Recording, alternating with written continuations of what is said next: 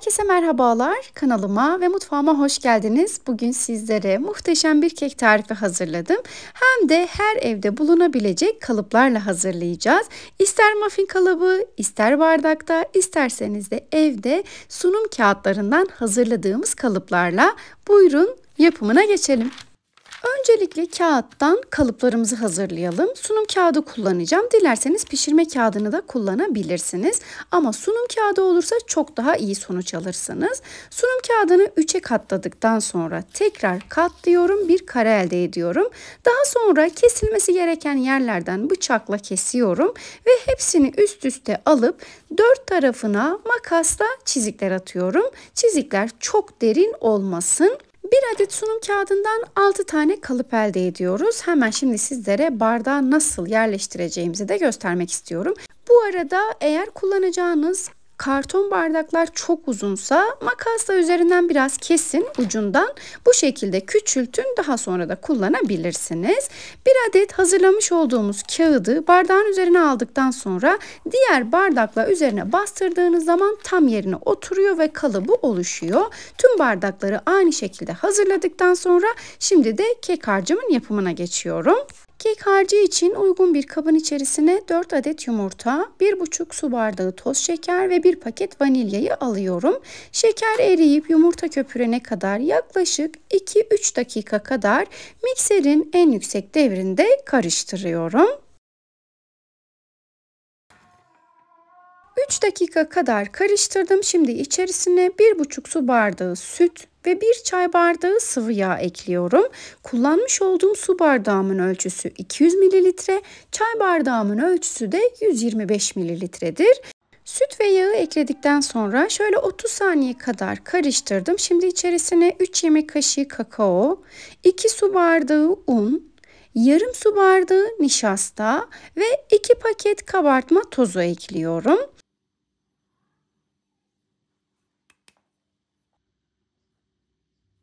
Kuru malzemeleri ekledikten sonra bu defa mikserin en düşük devrinde yaklaşık 1 dakika kadar homojen bir kıvama gelene kadar karıştırmaya devam ediyorum.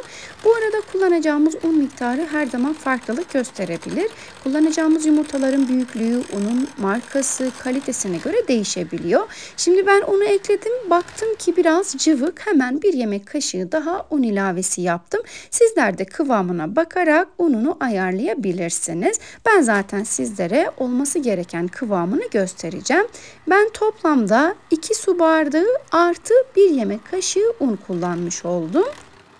Bu arada harcımızı yapmaya başlamadan önce fırınımızı ısıtalım. 180 derece alt üst ayarda fırınımız ısınsın.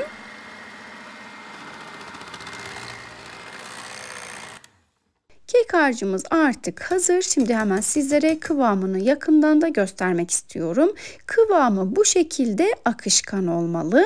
Kek harcımızı hazırladıktan sonra hiç beklemeden hazırlamış olduğumuz bardaklara dolduruyoruz. Bardakları yarım dolduralım. Kesinlikle çok fazla doldurmayalım, bardakları taşmasın.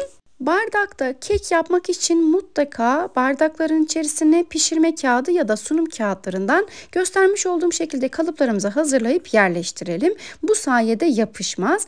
Bardakları yağlasanız dahi eğer kağıt yerleştirmezseniz maalesef yapışıyor. Bunu özellikle belirtmek istiyorum. Tüm bardakları yarım bir şekilde doldurduktan sonra şimdi de diğer muffin kalıplarında da yapacağım. Ben sizlere fikir olması açısından göstermek istedim. Dilerseniz tüm bu kek harcını sadece bardaklarda yapabilirsiniz. Dilerseniz muffin kalıplarında yapabilirsiniz. Ya da benim şu anda yine yapmış olduğum gibi pişirme kağıtlarından kalıp hazırlayıp yine kalıbın içerisinde hazırlayabilirsiniz. Tamamen sizin tercihinize bağlı. Kek harcımın hepsini kalıplara paylaştırdım. Toplamda 12 tane bardak, 12 tane de muffin kalıbı çıktı. 6 tanesi hazır muffin kalıpları, 6 tanesi de pişirme kağıdından yapmış olduğum kalıplardan. Şimdi bunların hepsini böyle hazırladıktan sonra hiç beklemeden bu süreci biraz hızlı yapalım. Çünkü bekledikçe ister istemez kağıtların o kesik kısımlarından kek harcı sızabilir. Hiç beklemeden hemen üzerlerini süsleyelim. Ben çikolatayla süsledim. Sizler dilerseniz orman meyvesiyle de süsleyebilirsiniz. Kakaolu keklere vişne ve orman meyvesi çok yakışıyor. Hepsini böyle hazırladıktan sonra bir defada pişireceğiz. İlk bardaktaki tepsiyi fırının alt rafına, diğer kalıpları da orta rafına alıyorum. Önceden ısınmış 180 derece alt üst ayar fırında yaklaşık 30-35 dakika pişiriyorum. Pişme süresi herkesin fırınında farklılık gösterebilir. Lütfen kontrollü bir şekilde pişirelim. Zaten 30 dakikadan sonra pişmiş olacaktır. Benim fırınımda 30 dakikada pişti. Hemen kontrol edip keklerimi fırından alıyorum. Gerçekten muhteşem oldular. Yani evde kalıbım yok diye üzülmeyin. Karton bardaklardan çok rahat bir şekilde muffin kekler yapabilirsiniz. Gerçekten muhteşem oluyor. Ben sizlere 3 tane kalıbı gösterdim. Sizler dilediğiniz kalıpta yapabilirsiniz. Başta da demiştim, eğer bardaklarınız çok uzunsa makasla kesin ve küçültün. Daha böyle küçük kekler elde edebilirsiniz. Ve keklerimiz hazır. Şimdi hemen sizlere iç dokularını da göstermek istiyorum. Gerçekten muhteşem oldular.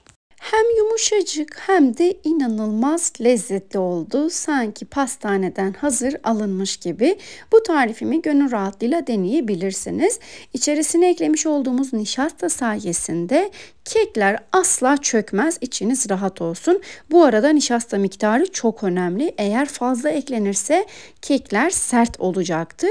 Verdiğim ölçülerin dışına çıkmadan mutlaka deneyin. Bardaktaki keki de hemen gösterip artık sizlere veda etmek istiyorum. Bugün sizlere evde kolay bir şekilde pet bardaklardan kek tarifini hazırladım. Bu tarifimi şimdiden yapıp deneyecek olanlara afiyet şifa olsun. Denedikten sonraki yorumlarınızı mutlaka bekliyorum. Özellikle tariflerimi deneyen arkadaşlarım yorum yaparlarsa deneyecek olanlara fikir vermiş olurlar. Bu konudaki yorumlarınızı lütfen eksik etmeyin. Beni buraya kadar sabırla dinlediğiniz için teşekkür ederim. Bir sonraki tarifimde görüşmek üzere.